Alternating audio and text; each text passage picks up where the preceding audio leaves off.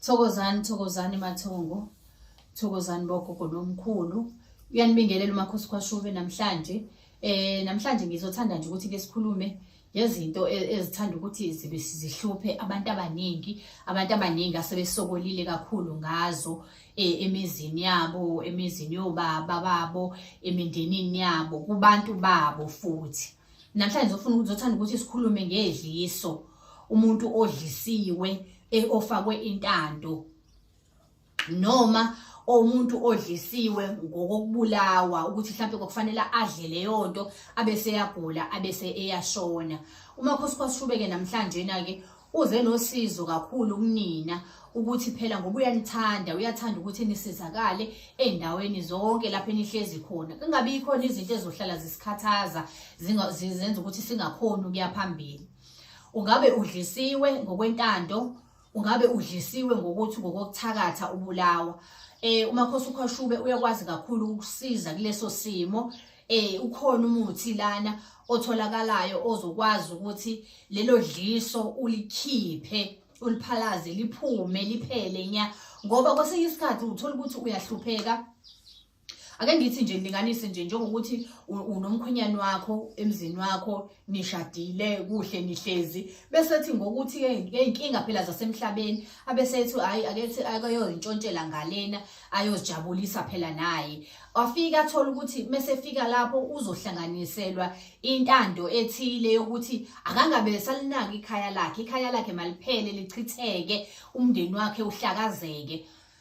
Afakwe lentando lena, ngalesikhathi esafakwe lentando lena usekuyabe manjena useshiya umfazi, useshiya ingane, usahamba usayohlala laphayana, akasawunaka umuzi wakhe usuyafa, umuzi wakhe usuyaphela ngenxa yokuthi phela nayo intando ephila ngaphakathi kuyena, uhlezi laphayana futhi usithekile ngisho emehlweni, akukho lutho alicabangayo. Yonke into ayicabangayo ucabangela ukuyisa laphayana kumakhwapheni wakhe.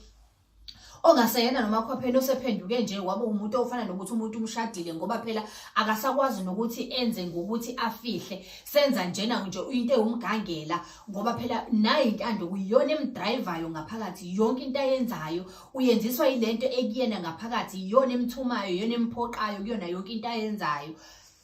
Ingane seziyasala seziyahlupheka, ingane seziyasala sezibulawa indlala. Umfazi useyaphuma ekhaya, useyagoduka, useshiya umuzi wokhokho bakhe, usuyasala uyafa ngenxa yalentando lena ayifakiwe laphayana.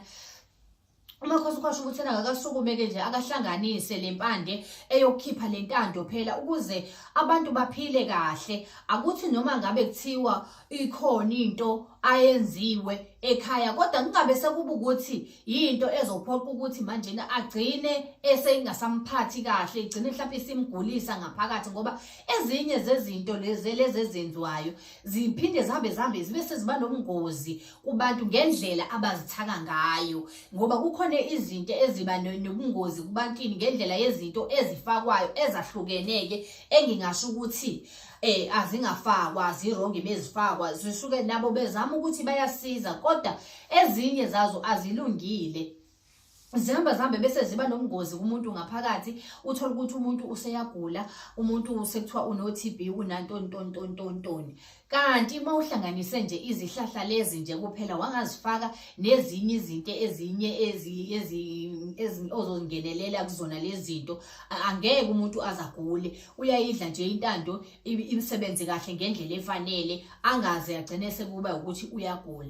Ngalokho-ke ngizothi-ke abantu abakwethu-ke ake nisizeni, nisukumele abayeni benu, nisukumele abantu odadewenu, nisukumele abafowenu emakhaya, nibaphalazise, iphume lento le, iphuma nje kahle hle.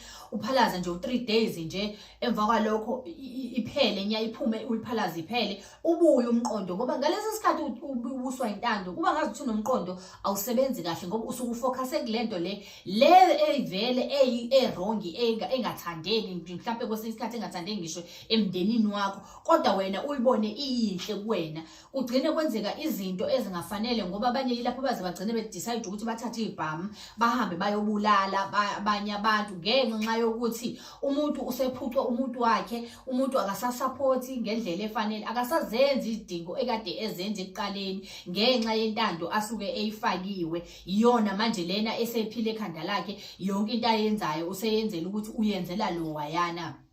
Iyaphuma-ke abantu abakuthi intando ayiyona nje inkinga, iyaphuma njena iphele, ubuyele esimeni uphile kahle, ubuyele esimeni wondla iy'ngane zakho. Ngoba noma kuthiwa bakuyidliso lelo ujuqo likuthi ungafiki ngisho esibhedlela, kodwa mangabe sowutholile umuthi walo leli dliso, siyakwazi ukuthi silibolise ngaphakathi, ngoba leli lokudliswa ukuthi umuntu udlisela ukuthi uyakubulala liyingozi mangabe uzolikhipha ngaphezulu. Kuyaye kube ngcono mengathi ungaqala ulibolise ngaphakathi, kube sekuphuza izinto ukuthi noma kuthiwa uzophalaza emva kwalokho, kodwa seliqale labola, langabe sabanaso lesasiqe silesiyana esokuthi lithi melibuye lizokushaya la licina umoya, ebese kuthiwa hayi bephalaza bese kuthiwa uthulile. Siyakwazi nje ukuthi silibolise ngaphakathi, uphuze imbiza, lilokho liphuma, ubuyele esimeni uphile, ngaphandle kokuthi nje uze uye kadokotela. Ubuyele nje esimeni ngemithi nje yesiZulu, amakhambi esintu,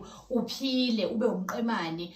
Phele yonke into ebeyikuhlupha emzimbeni wakho, mhlawumbe uhlala umuntu olunywa yisisu, noma mhlawumbe kunento ekhuphukayo, mhlawumbe nesilungulela wena esingapheli nje, nawe uhlala usha nje efubeni, iyaphela abantu abakwethu yonke leyo nto. uMakhosikazi nje uyakwazi ukuyilapha ayiqede nya. Sukumani-ke abantu akwethu nizothola imbiza, nizothola imithi eyokuthi phela nikhiphe lezi zinto ezimdaka enizifakwayo abantu akwenu, phela bezama phela ukwakha imizi nabo yabo, ngoba phela basuke bezamela Nkosi yami nabo. Akekho umuntu ofuna ukufa engenawo umuzi othi yena, nokuthi angabe bizwa ngokuthi umasibanibani, usuke ezizamela-ke. Ngalokho-ke nje ngiyacela kakhulu ukuthi nisukume nizinakekele. uMakhosikazi uzobe eseGoli eSoweto eProtea Glen ngomhla ka-1 nomhla ka-2 nomhla ka-3 kuSepthemba. Abantu abamdingayo bangamfonela, bamWhatsApp.